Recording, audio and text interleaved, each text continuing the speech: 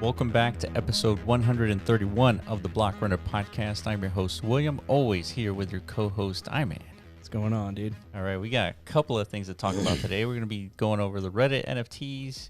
We got some Metaverse PC content to go over. I guess. We got. If you're a long-time listener, we've had this talk a long time ago, but we're going to revisit it.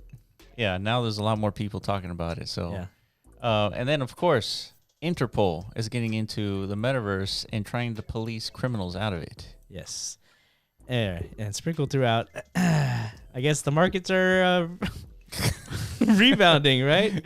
Is that what's happening? I guess it felt like it. I mean, this is the first time in a while where everybody opened up their portfolio apps, right? And saw nothing not red. Not red, yeah. Or not like a disappointing green. It's like an actual decent green, dude. So we've been in quite the accumulation zone. Yeah. But now I guess there's a lot more reasons to be bullish. We were talking about this earlier. It's like, man, clearly this has been a pretty rough bear cycle. Right? It's devastating in terms of losses. Yeah. And then macro fears factoring into everything. But if you actually look at the landscape of Web3 and blockchain and all the stuff that we talk about on a regular basis, and let's rewind 3 years ago when we first started this podcast. Yeah. What are the differences? The differences between the last bear and this bear? Yeah, I think arguably we started this podcast I feel like at this very moment of the last bear cycle. Yeah. That's what it feels like. During the during the thick of the accumulation phase. Yeah. Inversing of the market. Yeah, I would agree. Yeah, so I'll show you where we started the podcast. We started about right here. Okay, well, can we zoom in to see what was going on at those days, dude? Yeah, it's looking very eerily similar, isn't it? Yeah, we started about right here. Is this a weekly chart? Can we go to even more monthly? More granular? No, daily, dude. Not zoom out. Oh, you wanna I want to feel the crab of the last bear cycle. Whenever we first. Well, that's today. And for those of you guys listening, definitely encourage you guys to check this out on YouTube. We're looking at meme charts at the moment. Yeah. Of Bitcoin. It has literally all our meme lines and meme predictions on history. It. all the attempts at trying to predict where it's going. And yeah, it's a great record of why you shouldn't do that. Well, or at least it depends. You should do it, but not be so married to it. Well, it depends, just because of where you are and what time it is, and because look, during 2017, at some point after we started the podcast, I put these resistance lines. Okay, here are all the resistance lines that we're gonna see in the future, right? So explain resistance hit. It bounced down. Okay. And then it broke resistance, hit another resistance line, bounced down, right? This was at 14,000 Bitcoin. Okay. And then breaks down. This was, COVID? All right. We got more resistance, hanging out resistance. And this is when, and during the podcast, we were like, dude, it is hanging out now at $9,000, right? For several months. That's what it feels like right now. We're in a hangout phase for sure. Yeah. And then I was like, man, it's hanging out at $12,000. This has never happened before in Bitcoin. Never. Mm-hmm. And then it breaks down, and you're like, you see, we're just going to crash, and it's just going to go to 1,000. Yeah, it was a classic Bart Simpson, dude. Look at that. Yeah. You see that, Bart? Yeah, and then it breaks through resistance. Yeah, but see, breaks through it, and it's new all-time high, dude. I mean, that's basically just the Elon Musk effect. Yeah, that's the only reason, to be honest. So now going back to your question, is well, what was happening during this time? Yeah, that is a stark difference to today. Yeah, from a fundamental level, from a technical analysis perspective, I mean, it almost mirrors from what I'm seeing. We are literally. So where's the actual point? March 2019 or March or something like that? No, it was February, March. Yeah, right there. Yeah. So towards the tail end of that bottom trough accumulation zone. Yeah. Right? Because we all know there's accumulation periods after bull cycles, in between bull and bear periods, where this is your optimal time. It's usually a 3 to 6 month window.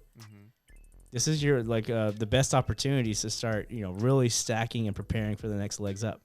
If you do that, if you follow that discipline, you are probably in like the best position you can be in as far as like capitalizing on the next manias. Yeah, I remember this day, this candle specifically. We were interviewing Frankie Needles. Okay, and in real time, we were looking at the charts, and it just exploded.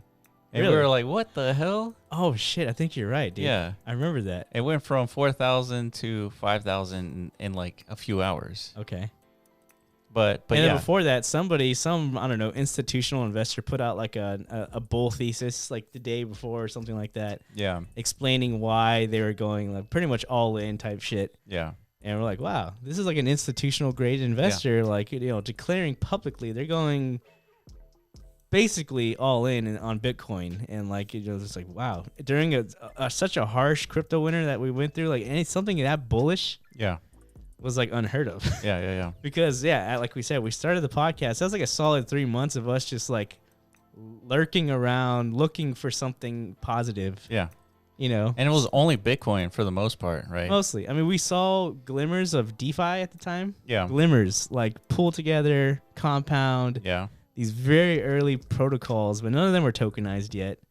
They were just like theoretical, like DeFi primitives, right? Yeah. None of them had any significant and total value logs. We got to remember that this was at a time where post ICO mania was like basically all ICO tokens were just going to 99% losses. And we're already in that space right now. Mm-hmm. All IDOs, 99% down. Yeah.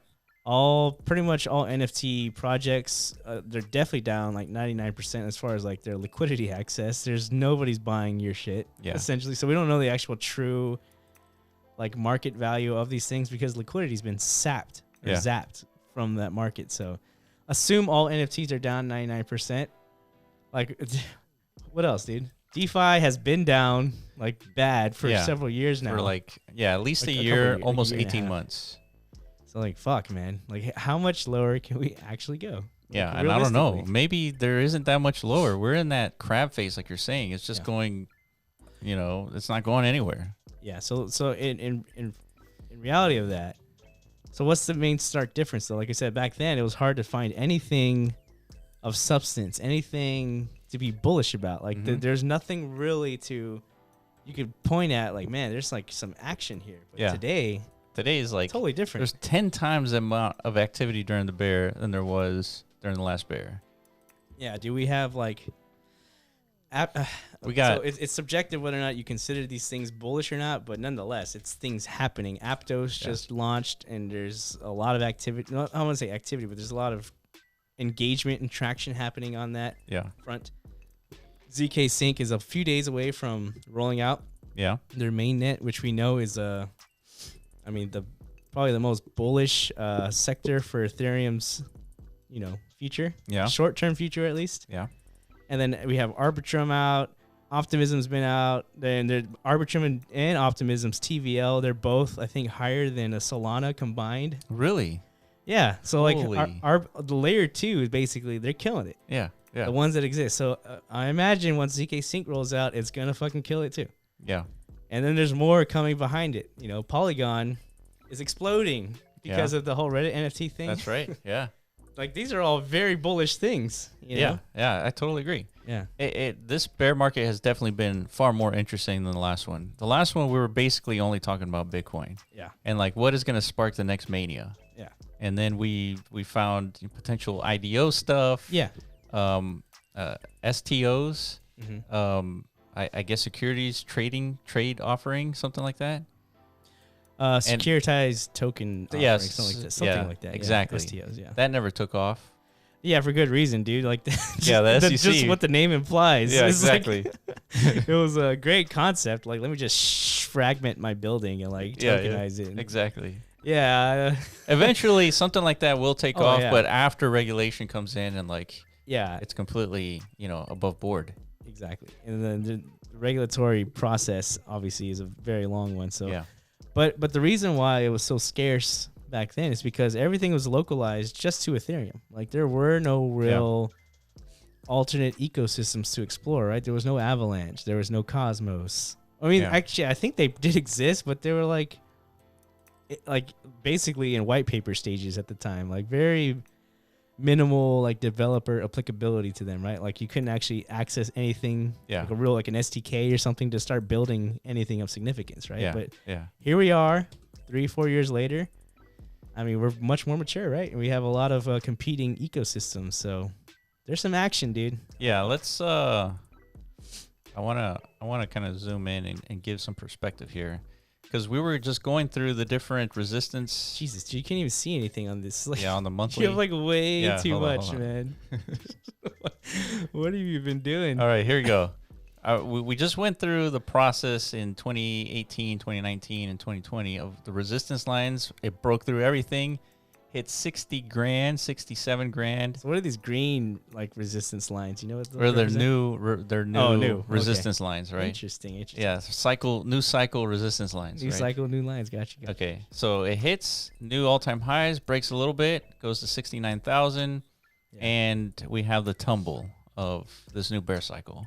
And look where it's hanging out at previous all-time high resistance. What 20K, right? 20K. That was the all-time high of the last. So that's why last cycle. I like to leave these lines there because it gives us perspective. Like, dude, this was like the ultimate resistance line, and now that's a support line. Yes. Yeah. So what is that supposed to make us feel like? It's just like it's like we're making progress. Yeah. Like the trend, no matter what, is up. True. It's not down to any. So we shouldn't be fearful that we've broken below your like forever blue support line here. The forever support line that's been broken for sure, but I attribute that to like macro conditions. True. So that's something we've been speculating about, right? It's like, man, we don't know what's gonna happen. We're like in a inflationary state from a global perspective. Yeah. And we're in a potential like global world war pre-stage. And unfortunately, crypto isn't decoupled from traditional equities markets. Yeah. And I don't think it will ever be, just because what makes it correlate is the human psychology, the mass psychology, and there's no way to uncorrelate that. So if we feel bad about the market, Bitcoin's going to go down. There's no reason why it would go up. No. Why not, dude? If the general zeitgeist of humanity is a low sentiment, Bitcoin will go down. Yeah, but that's because if humanity actually truly understood, I guess, the value to a non-correlated asset, right? Like Bitcoin would be. Like Bitcoin is advertised to be, right, as it should be. Apparently, this whole like lifelong trajectory is to get it to that point. Yeah. Then at some point, whatever's going on in the macroeconomic side, it should be independent of that, because it should be considered like an escape vehicle, a potential hedge. So 50 years from now, when Bitcoin's like the world reserve currency, new nuclear war happens, Bitcoin's not going to go down? Seems ridiculous. Well, I mean, if nuclear war happens, then shit. Or potential, I should say. Potential. Of course it's going to go down. People are going to sell their Bitcoin. Well, it's not going to be so simple. It's just like Bitcoin's the world reserve currency. There's going to be so many different like tangent tie-ins to that value network, right? There's going to be countries with their own CBDCs. Mm-hmm. Those are the things that are going to be much more volatile and fluctuating based on like macro conditions, right? Yeah, but in order for those things to be stabilized by the value of something like a Bitcoin, right? If it's actually truly not a world reserve currency, just a world reserve like store of value, then yeah, like I would expect that thing to remain that, even like during a period, a crisis period, right? It's the actual, it's all the things appending to that value that have their own independent value perceptions, like the state of their own countries. Like that's whenever you expect those things. But gold would represent that today, right? Of course, yeah. And it doesn't. Gold is largely like does not give a fuck. I mean, it does have like volatile periods, but in comparison to any other asset in the markets, it performs as advertised. I can see that then. Yeah. So. I mean, that's the point. So Bitcoin obviously has a long way to go. Yeah, for that to be the better version of gold, it has a long way to go. Yeah. So all right, I don't think there's anything more to say other than like, I don't know. We're still trending up, like in the long scheme of things. Yeah, we're still chugging along, dude. So back to what's actually happening in the space. So yeah, we touched on. Let's take a look at what you just clicked on. DefiLlama. This is a new. Okay. Yeah. It's probably not new, but we just caught wind of it because back in the old days when we were like all about DeFi. Yeah. We used to refer to a good old site called DeFi Pulse to kind of like Which now looks like this. Yeah, I don't know what the fuck happened to it. I'm assuming they basically got outcompeted by DefiLlama. Yeah. I don't know. I must have missed this flippening. Well, there's not a whole lot of monetary opportunity here. I mean, to like keep it alive because it costs money to keep this alive. Yeah. So DeFi Pulse, I guess they pivoted to like a more of like a news aggregator. Mm-hmm. I guess, I don't know, monetization schemes are more lucrative there. I would think there's something to this. This is very valuable, dude. Like, this is something you check in on a daily basis to keep your finger on the pulse of the DeFi markets, right? Yeah. So the cool thing about this, though, is like, if you go back to our old videos when we were like first talking about DeFi. Remember when it first broke at $1 billion? Yeah, it broke $1 billion for the first time. Yeah. Yeah, well, it's about... That was a long time ago, dude. Dang. Right there. May 20th. 2020. Yeah. Yeah, so this is when we were covering DeFi like at our greatest. We were like, dude, DeFi is fucking popping off. Yeah. It was like, there's something to this. Like these smart contracts, dude, they're actually pretty cool. Yeah. You know what I mean? Remember? Yeah. And now, fast forward, I guess a couple years, we have all these chains and all these different TVL networks. And yeah, this is healthy, dude. Think so? That's a healthy chart. Yeah. All right, so we have all these chains. MakerDAO still leading the pack. Has been leading since day one. We have new projects called Lido. And then the good old Curve, Aave, Uniswap. Convex, yeah. I remember that. Compound Finance. Yeah, so all the old school guys are still present. So it's establishing the fact that these guys definitely did... They laid out the primitives to the decentralized finance network of Ethereum. So, but if you just switch all to the different chains, you'll pretty much see all the same primitives. Yeah, look at this column here, chains. So we have, what is this? Frax Finance, and then Curve supporting a lot of chains. That's interesting. Yeah, one of the more interesting things we discovered is Tron is one of the bigger emerging DeFi ecosystems. We're probably going to have to make a dedicated 20-minute video on that and like find out why. Yeah, there's 10 protocols on Tron.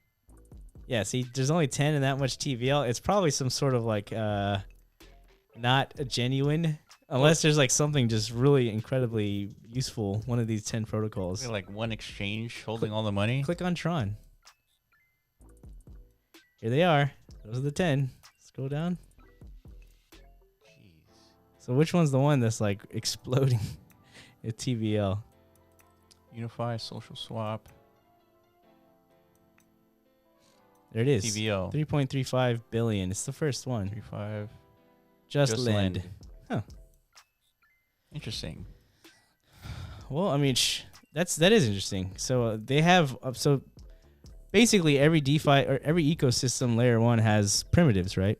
And it probably is about 8 to 10 protocols that really are core and essential to the overall DeFi landscape. Yeah. So Tron just probably like literally they're probably all operating in Justin Sun's like bedroom. Every single one of these protocols. Yeah. Just keeps them nice and close by. Yeah. That's why like first I don't know, dude. I don't want to say too much. I have a feeling there's not many like third party development happening on that chain, but I could be wrong. This could be like all. I don't know, dude. Yeah, this is really interesting. Yeah, things like DefiLlama and what used to be DeFi Pulse, like it's instrumental to really get a pulse on everything that's happening. I mean, how would you even know this without this tool? Well, you wouldn't. That's the point. Yeah. So that factors into my thesis that we cannot have manias without these third-party aggregator sites. Yeah.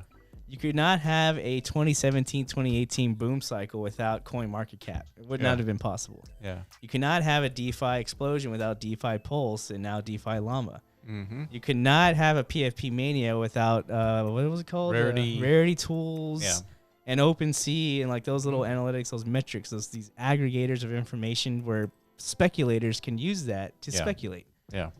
So let's bring that into the metaverse, dude. Let's have our own discussion about that. Ooh, that's an interesting one, right? Well, it's gonna be daily active users, monetary volume exchange, like that would be one. Total landlocked. Well, yeah, these are the things that we think. So we're in agreement, right? Yeah.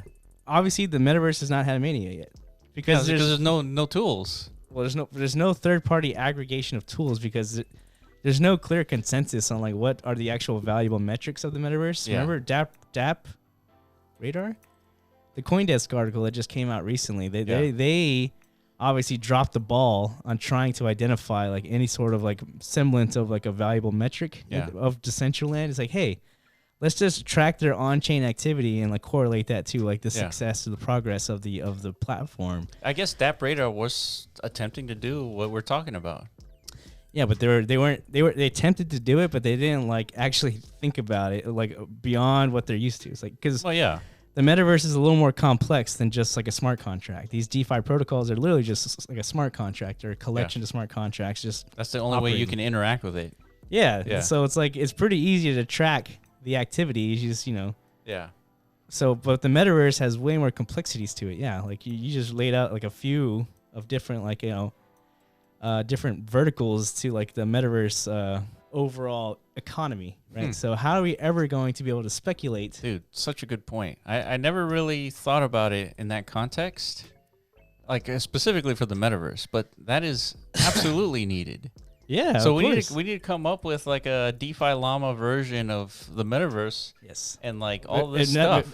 I don't know about us, but we got enough on our plates. But we gotta solve everything, dude. What we need to do, us and builders and other people contributing to the metaverse, we need to give that clarity of understanding to the aggregators. What is it they should be collecting from us? Like what information? Well, we need to provide this as API calls. That's what I'm saying. Yeah. So we'll provide what? Like landlocked value. This is one of our thesis of like an actual value proposition to the metaverse because that's what MetaZone does, right? Yeah. We aggregate landowners on our network, on our platform for good reason, right? Because we provide valuable services to landowners. We allow deployable content to their land. And if you're connected to an ecosystem like a MetaZone, it's like being plugged into any other network, right? There's a lot of shared resources that happen there, shared networking opportunities. You could even build entire ecosystems that work with one another and everybody's profiting and stuff like that. So, so the landlocked value proposition is what? It's just, it's like, let's theory craft this metric. Okay. Right? Okay. It's the collection of landowners tapped into a network. Okay. Right? Yeah. Times what? Times the floor valuation of the actual land itself. That's what I think. Yeah. Like TVL, a little more easy to come to. It's literally like just how much money is like being funneled into like an application, right? Yeah, it makes sense because if you're connected to, let's say, 100 lands, and each land costs around $4,000, then you're looking at $400,000 worth of land, right? That's the LLV. That's where that's landlocked valuation. So why is that valuable? Like, how's that a valuable metric to like determine? Let's say there's multiple platforms that are aggregating landowners for whatever reason. Like, how is that going to like separate? Well, because that represents if one particular platform is aggregating so much land, that means that platform has a lot of value that landowners deem to connect to. Yeah, there's value and potential like additional value injections, like I don't know, an advertising network or something like that. That's right. If I'm an advertiser, this is a valuable metric to me. I want to go find the ecosystem that has the most tapped in landowners, right, and deploy through that network, right? Yeah. That's potentially like we're gonna have to figure out like the right. See, for an advertiser, it's not just land. It would be how much traffic are you getting on that land. That's another metric. Yeah. Right. And so there might be another metaverse that has a ton more traffic. Let's say another side. Mm-hmm. Right. And maybe their land isn't in this, just for the sake of conversation, isn't that valuable, but they have a ton of traffic. Mm-hmm. And so that's where you would advertise. Yeah. Right. So this is interesting. So we need to be able to provide all these like API calls so that aggregators can track this information properly. Yeah. So step one is creating like, I guess, platforms or ecosystems that landowners, first of all, feel of value to connect to, right? So there's another one that we found called Parcel. Parcel is doing that too. Yeah. They're also aggregating landowners, not just to Decentraland, across the metaverse, because they're providing them a valuable service, right? A listing service for their asset themselves. So I was like, hey, let me just throw on. But that's the thing. They're kind of narrowing their landowner demographic to people who are actively trying to just get, like, flip their land, liquidate their assets. So there's what we're attempting to do is like actually tap into landowners who are trying to activate their land for some sort of good, some sort of potential economic gain. activity. Yeah. So there's different, like, there's going to be different platforms, different ecosystems and stuff like that. But nonetheless, we're still at the end of the day all doing the same thing, right? We're trying to attract the land. Yeah. Right. It's a land race, dude. So, but nonetheless, if we make it clear as like a collective ecosystem, like this is what's at stake in the metaverse. Yeah. This is what's valuable. Yeah. And then we could come up with, like you're saying, these APIs. Before you know it, what's DAP Radar? Not DefiLlama. Let's think of what's the metaverse version of this, dude. MetaLlama? God damn it. Anything but that, please. You know it's going to be called. It's meta something, dude. Yeah, it is. Everything is. Metapulse. Sure. Yeah. Sure. We'll call it Metapulse, dude. Yeah. But yeah, you see what I'm saying, though, right? No, I totally agree. I just never really thought about it like in this way. But I think it's because I don't think you've ever like truly degened before. Yeah, probably not. You felt the degen though, right? We're going into those Reddit NFTs. Yeah, but that was so easy. It was elementary. Well, what do you mean? You haven't even proven right yet. Like you still have to wait and see. Like you might have bought. We're not gonna have to wait that long. Yeah, I don't think so. So we're talking about 3 million wallets already surpassing OpenSea that did $25 billion in volume. Like, come on. Wait, so what are we talking about now? Okay, let's take. Now we're talking about Reddit NFTs, right? Well, I'm just saying, like, you're right in the context of we need these tools in order to bring the. Do we want to? I guess it's valuable to bring the degen aspect of it, right? No, hold on, dude. That's not even a question. Because it makes the most noise. Well, I'm saying like it's a realization we all have to like. Who is our target? It's they are first. The degens. Yeah. That's all that matters. Yeah. You have to. You don't go after like normal people first. That is the biggest mistake. Well, Reddit. There's that. Yeah. Well, now they're coming later. Like after the degens already built the market. The degens literally like fucking did it all, but now they're over here with all this money, this wealth, and this experience, and this like all this mustard. What are they gonna do with it? Because now it's like fuck. It's like now we kind of like exploited our own territory too much to the extent we destroyed our market because we've completely lost confidence in our own Kool-Aid. So let's go sell some Kool-Aid to some regular people. That's what this whole Reddit thing's about. Let's bring on the normies, give them a taste of our drug, which is NFT. It's like they all just got airdropped like free shit, or they bought real cheap shit. Yeah, and then we're filtering it into our realm, and we're just giving them like almost like drug samples, right? We're buying their NFTs. Dude, hear me out here. Yeah. We're buying their NFTs at 10x the price. 10x, and then they're like. That's like their first shot of heroin. It's like it's their entry drug to our world. Yeah. And they're never gonna go back. Yeah. They're hooked. Yeah. They're addicted. They're gonna. It's like now that I have $1,000, what NFTs I can buy to make that $1,000 into 10? Yes, and they might do it. Yeah. And then they become degens. Yeah. And all of a sudden we've expanded our market 2x. Yeah. Like through one. Easy. Yeah. Yeah. So like that's why this is so exciting, this whole Reddit NFT movement. Yeah. And if it works out, it's going to signal like the beginnings to how we capture the rest of the world's attention, right? So Reddit's the gateway NFT. Yeah. Reddit's the Mary Jane of the metaverse, pretty much. Yeah. I firmly believe that. I cannot disagree. Yeah. So, now we're going to have to concoct new drugs for different synthetic drugs. Yeah, for different different levels of normies, I guess. Because dude, we got a battle, man. The normie population hates NFTs. Mm-hmm. Well, they hate the metaverse. They're starting to transition though with this Reddit drop. Yeah, TJ said something hilarious earlier too. He's like, now because Reddit did the smart thing by not telling them that these are NFTs, right? Because they know they hate the word NFT. Yeah. Like, these are digital collectibles. They're like, fuck yeah, dude, I want those. So what's because they're used to skins. Yes. They're called digital collectibles. Yes. And they're used to like assets in a game, digital collectibles. Yeah. Right. Everything in World of Warcraft was a digital collectible. Yeah, and like the process to spinning up all the Web3 components that are needed to do what they did for the Reddit NFTs. It was like this. It's like the same process to spinning up like a PlayStation Store account or something like that. That's what it probably felt like. Yeah. So something not foreign, something not intimidating, something not scary to the masses, right? So, what's the metaverse version of that? We obviously, if we ever want one day in the future, right? Like I said, first we need the degens, but at some point we're gonna want normies in the metaverse. We're not gonna tell them that we're taking them to the metaverse because they will never come in. We gotta tell them something else. You know what I mean? Yeah, all these Web3 words are dirty words. They are dirty words. I wonder why. Everybody thinks we're like some why? Some super villain. Well, okay. Yeah, why? It's just why?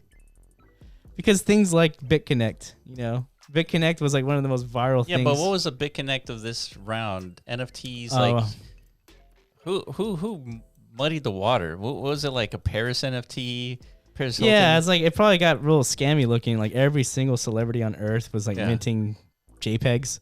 Yeah. And like trying to convince people to spend millions of dollars on these things. Like it definitely looked a little weird. To somebody, like it's never been done before like that, It's so we need a cleansing.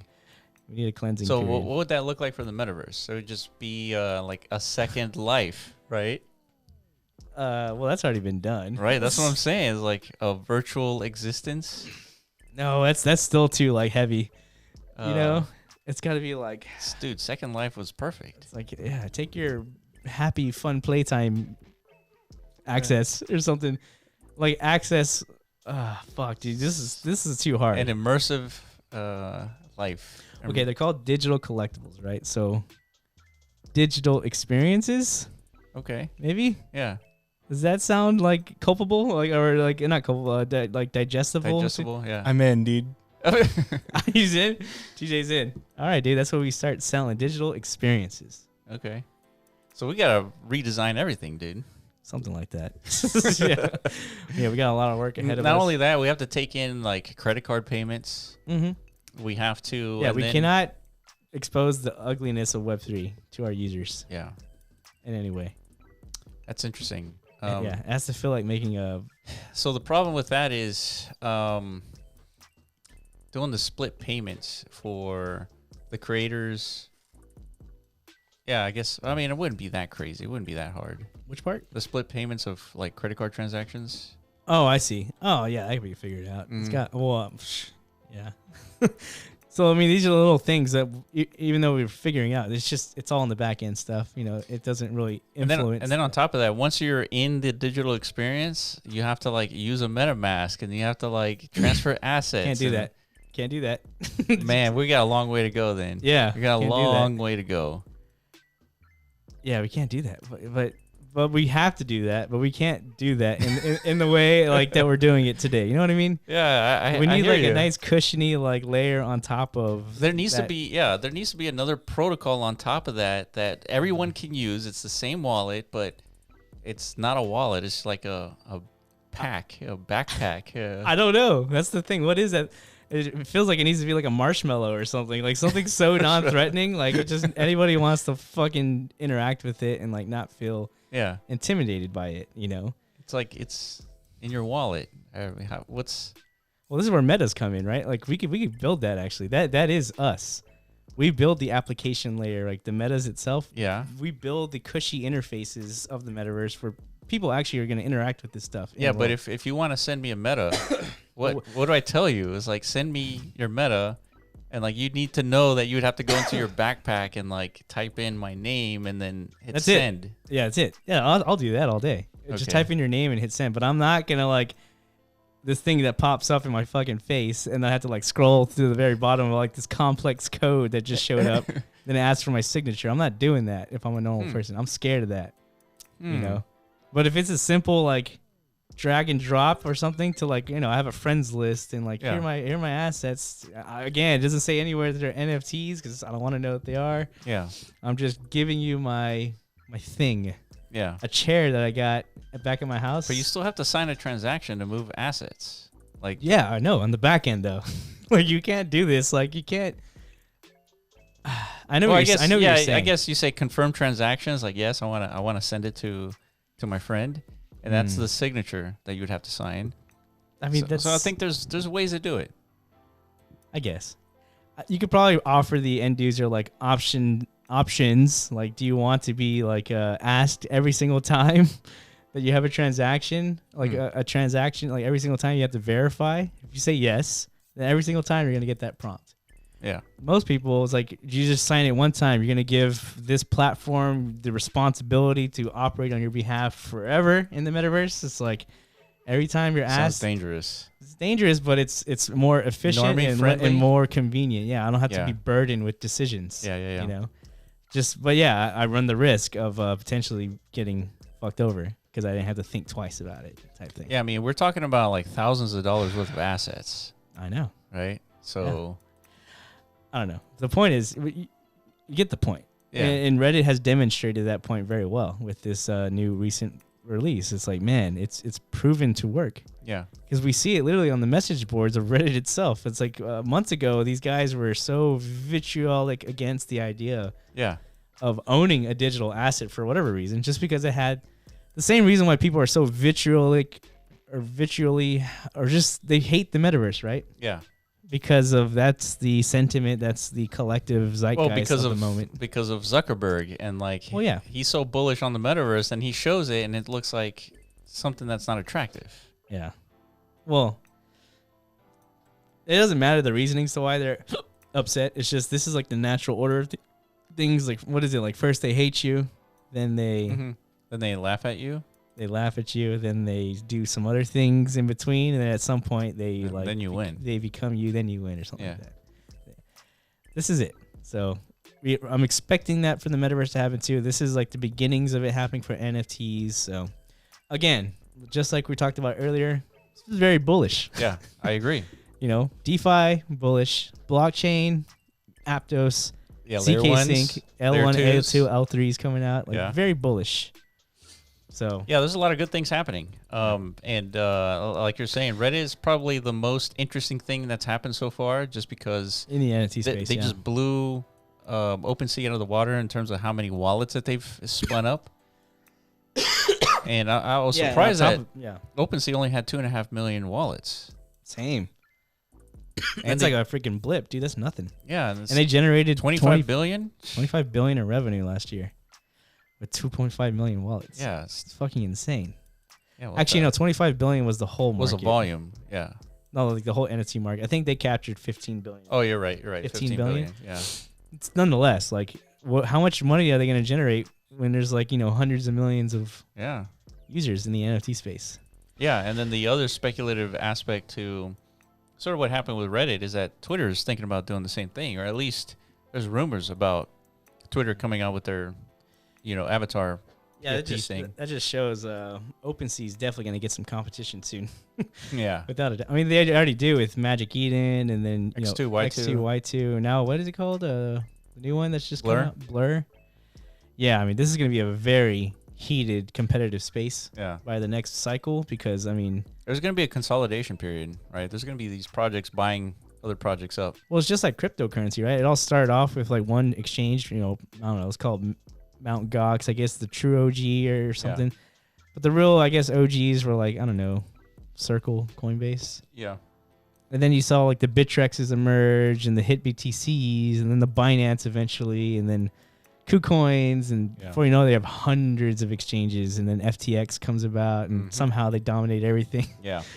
It's like the same thing's going to happen here in NFT land. Like it starts with OpenSea as a true OG, but already we're seeing some heated like guerrilla tactics in this like NFT marketplace space war, like the whole like removal of royalties and Just no platform fees at all for the users. Like OpenSea has a lot of competition. Yeah. You know. Yeah. But speaking of that, so I guess this is a good time to talk about what's going on here, dude. wow, what a fucking transition, dude! Holy Yeah, shit! What's going on here? Well, we're looking at a female avatar do a promiscuous dance in Decentraland. Promiscuous to say the least, for sure. I mean, I guess it's not that bad. It's not like she's over there ripping off her top and like titties flopping out, and that would be like, that would be next level shit. I'd be like, whoa, Decentraland, what have you become? Yeah, you know. Yeah. But we kind of assumed this was. I remember like the very first time we learned about Decentraland, and I looked up some YouTube videos, and I saw Cyber Mike's like strip club. Oh yeah. Yeah, it's the first and only strip club in Decentraland so far. Yeah, it was like a boot or like a it was stripper like boot. Yeah, like the building itself, and then inside was a strip club.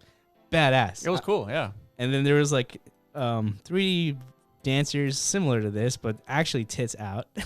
Was it? Oh yeah, all polygons present, dude. For sure. It was very. Are you sure? I swear to God, dude. You think I would forget that? Come on. Of course. That's what sold me on Decentraland, to be honest. It's like, dude, this is nuts. It's like, I could see this as being the next wave, you know? Yeah. I remember at the time, Decentraland was so technically weird that the music from the club, you could hear it for like miles in Decentraland. Like if you were a neighbor to that strip club, you can hear the music of the strip club. Like I remember that. Yeah, at your own house. At your own house. Imagine living there, dude. That would suck. Yeah. But yeah, what was I gonna say? So obviously, I'm not against this like morally. Yeah. Or like this isn't like something that turns me off like from like a palate perspective. I expected this. Remember we had those conversations early on where Decentraland was still a grid. We were like speculating on things like what's going to exist. We saw the district layouts. We saw one called District X. I was like, ooh, Yeah. I read the description of it. This is going to be like basically the porn zone. Yeah. The red light district of Decentraland. So I was like, dude, this sounds lit. You got shopping districts. You got the Asian district. Like this basically GTA. Yeah. You know, it's like I want in on this world. But then like something happened. I don't know. It's just really hard to build, expensive, and well, I think something happened like along the lines like the community like all of a sudden. Oh, that's true. They felt like District X would have been bad for the image of Decentraland, so they kind of like just stopped all aspirations for that. Remember? I don't know if they stopped anything. Okay, there wasn't really anything started. Yeah, there's nothing started. Exactly. But nonetheless, there's still like hopium that at some point there would be like a porn district, right? Yeah, and I think there eventually will be. It's just it's very expensive, and there needs to be like a viable business model. But there might not be, is the point, because again, there's a divide in the consensus of like what it is. Do we want the platform to enable or represent, like as far as like a demographic? I don't know, right? The metaverse is like the internet. The internet is going to have everything, all the good stuff and all the bad stuff. Yeah, but remember, the metaverse is an umbrella term to like all the verses. Decentraland is not the metaverse. Decentraland is think of it as like a web page. So it's like you don't want every web page to have porn on it. You know what I mean? So if you're the owner of this web page, like Facebook. Decentraland is basically Facebook. But although I agree with that analogy, I don't think Decentraland is exactly like a web page. It's a web page where you can buy a piece of the web page and you can do whatever you want with that piece. Oh, that's supposed to be like the Decentraland ethos, right? Yeah. That's why it's in the name, right? Yeah. But decentralization doesn't mean like absolute anarchism. Like no, I agree. Anarchy. I agree. I'm just saying, in case like there's like a misinterpretation of a and there is. People think decentralized just means anything goes. Fuck yeah, dude. Fuck rules. Yeah, that's not true. That's not what decentralized means. It means there's like a process that's just removed from a top-down hierarchy to a bottom-up. Yeah. Simply that. Yeah. And then the bottom-up hierarchical approach to decision-making is much more complicated and problem producing and like to achieve consensus in those models it's near impossible. Well, here's how I think this is going to happen. Yeah. There's going to be one brave soul okay, who comes up with like this sustainable porn model in the metaverse, and the land around that, for those who disagree with that kind of content, that the value of that land in that area would just go down. Interesting. Right? Yeah. Okay. So then other brave souls would be like, hey, Yeah. I want part of that action. I want the people that go there to also come to my shit. Yeah. And so they're going to buy up that land, and there's going to be a growth of that content kind of organically. I see. So like And it's going to exist, and it should exist. Yeah, I mean, basically you're advocating for like a free market. Like, let the market decide. Like, if some brave soul's like, dude, fuck it, dude. I want to put like the most raunchiest shit on my land. I don't know about all that, but well, that's the question. Why not that? What do you mean? I mean, it's not. I'm not saying not that, but I don't know. I don't know what you're saying anymore, I dude. I mean, you're trying to like enable it, but like there's got to be have some limitations. dials, Yeah. right? Well, that's the thing I question. So the only reason why we're looking at this, because to me this is very tame.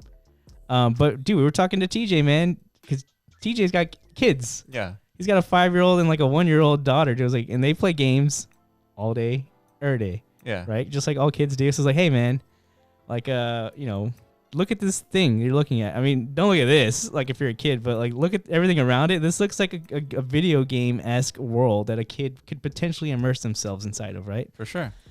Would you be cool knowing your kids around and there's like half-naked avatars just like shaking their booty and like grinding on wieners and stuff like this on a regular basis, dude? Like, is this cool? Like, is this something you would allow?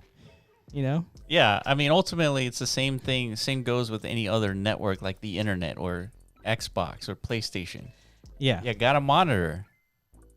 Oh, so it's like it's just all in on the parents, so pretty much. It's like it's like, well, what can you do? It's like, how do you stop this? You can't stop somebody emoting this. Well, there's I don't know. Yeah, I mean, it's the reason why people are discussing it, because some people probably do want this stopped because they have hopes and aspirations that one day Decentraland can attract an audience of children and an audience of children with parents who support them actually being in this. They don't want to see Decentraland being like niched out to some sort of like weird sex cult community. I agree. Kind of like what Second Life morphed into. I think there might be a technical solution for this. So let's say you have an account, right? You got your ETH address, you got, little Connor running around Decentraland, but you flag it as like a kid's account. And so these types of emotes, right? There's a curation process for this stuff. Yeah. This emote could be for 18 plus. And so when this emote is executed right in front of Connor, it shows just a generic dance animation. Yeah, but how would you know 18 plus? It's just... Who know 18 plus? Well, you said this content is only displayable to 18 and up? Yeah, so when you create your account in Decentraland, right, It you have just the asks? ETH address, it asks, are you 18 over? It's like, yes or no. And then when things like this happen, you will just see another dancing animation. Interesting. And you wouldn't even know the difference. Yeah, I mean, this sounds like a very logical solution. Like, this is how it's been solved in the past. Like you said, it's probably how it should be solved in the future. It's just now Decentraland and any other metaverse of the future that eventually is going to get to this point where they have to like start debating over this, like, content issues. Yeah. Terms of use of the platform type issues, just regulatory policies for the whole damn product. Yeah. Right, again, because these are not top-down product organizations that we're typically used to, right? Like, there would be a board of people talking just like we it's are. Like, we can't have this. Yes, and they would come out, lay down the law of the land, and be like, sorry, guys, I see you guys are having a lot of fun, like, shaking your butts and shit, but we got money to make, and we cannot piss off all of our users, so, at the end of the day, we gotta censor you a bit. Technically, is there a possibility to just have like a not safe for work filter? So even as an adult, if I didn't want to see this, for sure, yeah. But where? Like just in Decentraland's options settings itself. Yeah. And then like these NFTs, they get marked as like NSFW. 18 plus, 18 plus NFTs. Interesting. What do you mean, TJ? You wouldn't want to see this avatar? I wasn't referring to myself specifically. Just the It's just my friend. I was asking for a friend. Asking for a friend. the more cultured of us, I guess. It's like, dude, this is not. Yeah, cool. but you're right. If you have that NSFW kind of filter on, anytime you go to a land that is hosting that type of content, you just don't see anything. Yeah, I think like the NFT platforms went through this like Rarible. Remember like one point in Rarible's like growth, like it just got flooded by porn. Yeah, like every NFT but was naked just people, naked chicks. Yeah, it's like okay, this is a problem. Decentraland might be entering that era very soon. It's like there's nothing really else to do, I guess, other than get out your sexual kinks and like your angst out in like virtual party. But from a technological standpoint, like the success of technology has been put on like the porn industry, right? We're talking about VHS, DVDs, Blu-rays, like all these have like starting points in the porn industry. Yeah, this might be a potential starting vehicle, right? Yeah. Now let's render fucking whoever the top porn stars are these days. Believe it or not, I don't know who they are. Really? Seriously. I'm not even lying, but whoever they are, just render them. I know they're not going to look great in Decentraland, No, but the fact that they exist as an avatar. I know. Yeah. I mean, that there's some allure to it. Fuck yeah. Yeah. Let's get them out. Let's let's let them mint like 1,000 of themselves or something, so you could be them for like pretend you're them. Let's let them sell some emotes and dude, like, that's a potential vehicle for the sex industry, I guess, to penetrate the metaverse, right? So what is everyone else saying about this? So Bob and DJ Wild already pre-boozing. So there's a party going on. What is it? Is this today? Is this old tweet or what is this? This is like a recent tweet. October 23rd. That was yesterday. Wait. Yeah. What's today? 25th. 2 days ago. So what is everyone saying about this? Is this really what we want people thinking of? There you go. See, right away, dude. Yeah, I mean that is the question. That's the core question, right? Yeah. JTV, he's a builder. He's building a game. Yeah, in Decentraland. He is. Yeah. I've played his game. It's a very good game. It's like an MMO RPG type game. Yeah. I'm sure he's expecting or hoping one day there's gonna be some kids who are gonna play my game like they play Minecraft. Mm-hmm. But fuck, maybe not. Yeah, not with this shit going around. Probably not. You know. So yeah, there's some of the response. I'm pretty sure it's a bunch of fuck you, dude. So yeah, you hold on, dude. Why are you not verbalizing what's being said? Like, this is the juice. You could shove your societal concepts from 100 years ago up your pumpkins. Like, how are you just gonna glance past what people are actually saying? Like, that's the juice, dude. Not really a big deal. Part of the free metaverse is content you might not agree with. So, I mean, of course, people are going to say this, that, you're going to have both sides. Yeah. But there's a technical solution to this. At first, okay, we got to think through how developers think. They're not going to solve problems before they exist. Yeah. No. They're not going to just put all risk. These, there's too much time, too much development costs. Like, they're not going to do that. Once it becomes a problem, it's like, hey, we added this NSFW button. Mm-hmm. You don't want to see this stuff? Turn it on. Yeah, like right now, that's what I mean. It's not really a problem at the that's pretty tame shit. Like, but as soon as, so there's already what's the word? Limit. There's gatekeepers for this content, right? Yeah. There's no way they're gonna approve a fucking emote where you literally it's you're rubbing your fucking genitals, right? I would hope not, but if the day comes by, somehow that squeaks by the committee, and everyone's just in the metaverse, just jacking it, we got a problem, dude. We got a real big problem in the metaverse, dude. We got to put in some serious considerations, So that's a problem for you.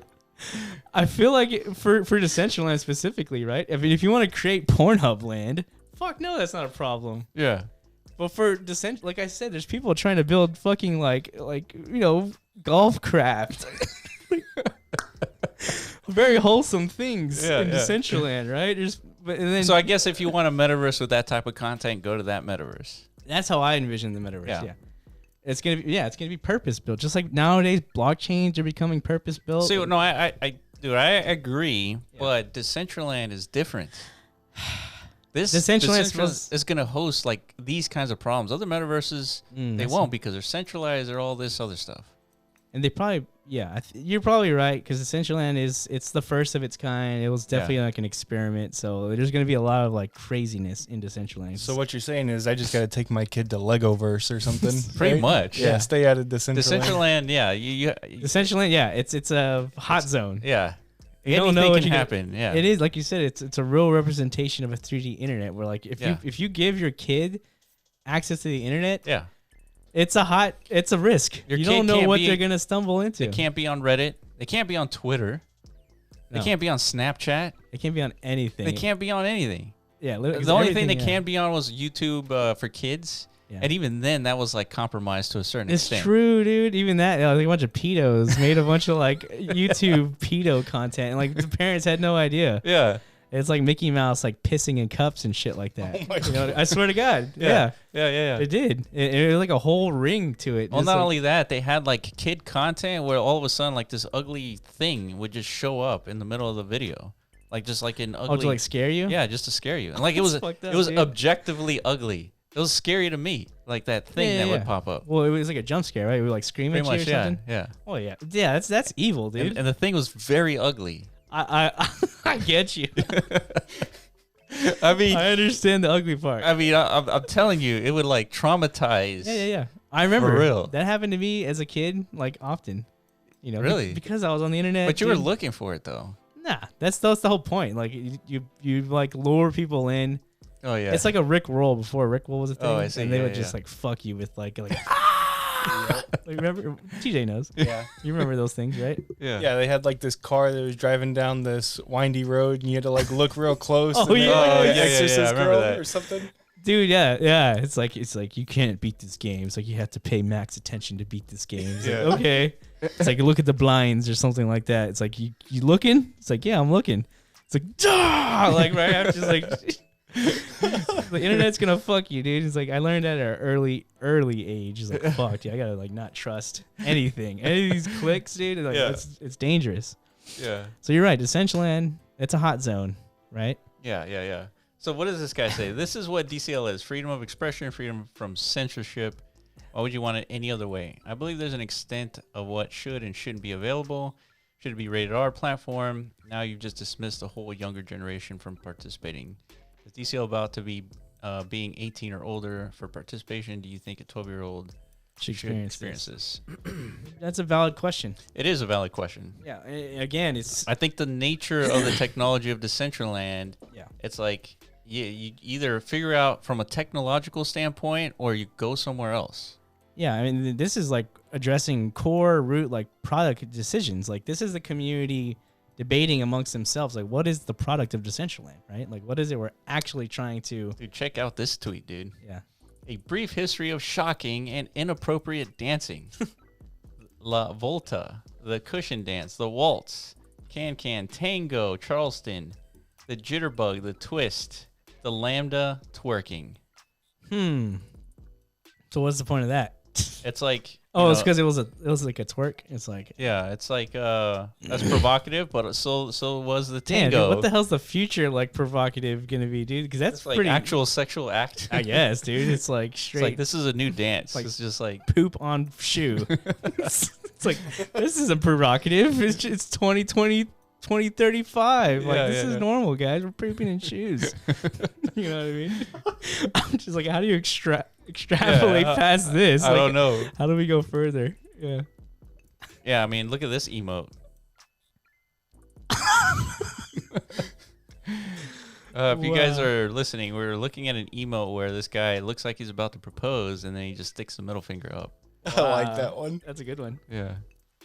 Dude, Decentraland's great, dude. Yeah, see, this is cool. And who did this? JTV. So it's like, I don't know. Is this inappropriate? Like twerking is inappropriate, or it's true? Where's the line now? Exactly. You can't do this, dude. It's just too hard. You know. Yeah. It's subjective and it's cultural. It's just all the kinds of things. This was allowed by the curation team, the foundation, right? Exactly. I don't know if this is a good thing to have if you're not 18 and above. Right? So there's that. Yeah. Well, this is why we appoint these people, I guess, where the positions they're in, right? Like they get to say. And then look at this side of the argument. Respectfully, would you be saying this if this was a male avatar dancing? Maybe instead we want Decentraland to be a place where men tell us women which dance they feel comfortable with us performing. Nah. I just had to say it out loud because it was on all caps. It's like, nah. Come on. Come on. Do you seriously just judge how women should dance at DCL? Damn. I mean, I don't think that's what he's saying. It's not about the... Who's dancing? Yeah. Or which avatars? Well, I guess... I mean, if a dude was doing it... It would be also... equally as... Disturbing yeah. potentially, if you're disturbed by such a thing, especially if they're wearing those same clothings and stuff. I don't know. I would argue it would be more disturbing. There you go. That you're entitled to that, for sure. That instinct. You know, there's nothing wrong with how that, Yeah. Yeah.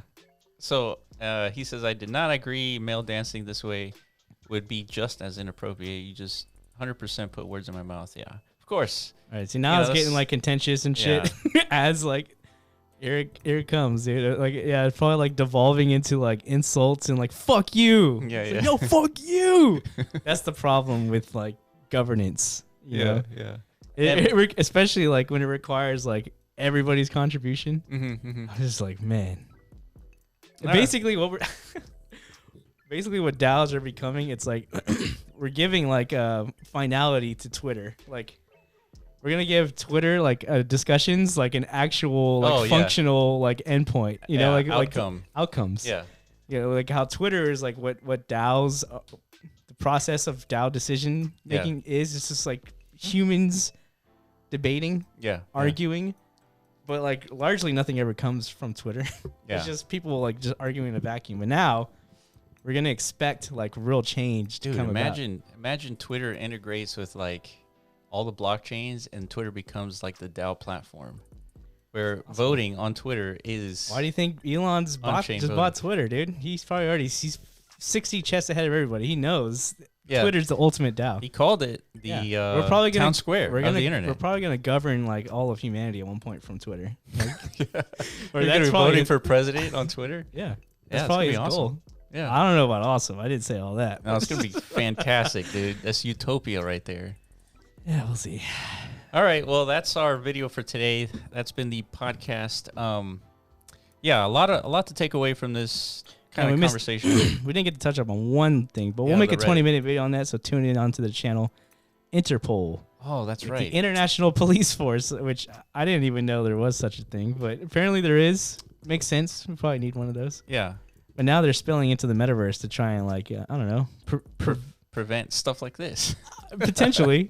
So you cannot twerk here, ma'am or citizen. Yeah, or maybe like it's in the future, like this could be leveraged to do some nefarious shit, like against either theft. Yeah, money laundering. Or like, luring children if there are children present in the metaverse, all these dangerous potential vehicles. So Interpol is already like front stepping all those potential. I'm curious how they're going to stop that. Technically, because it's very difficult to do.